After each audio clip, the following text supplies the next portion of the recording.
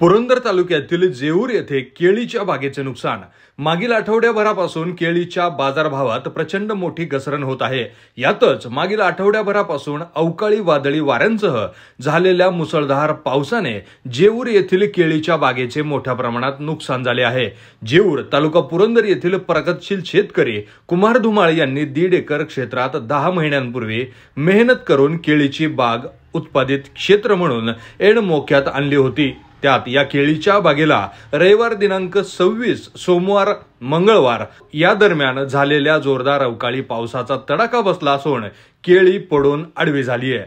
अवकाळी पावसाने धुमाळ यांच्या 1.5 एकर केळी बागेतील जवळपास 350 ते 400 केळीच्या झाडांचे ऐन काढणीत आलेल्या केळी बागेचे अतोनात नुकसान झाल्याने शेतकरी कुमार धुमाळ लाखो रुपयांचे नुकसान झाले आहे। शासनाकडून नैसर्गिक आपत्ती म्हणून पंचनामा होऊन मदत मिळावी अशी मागणी धुमाळ कुटुंबियांकडून करण्यात आली आहे।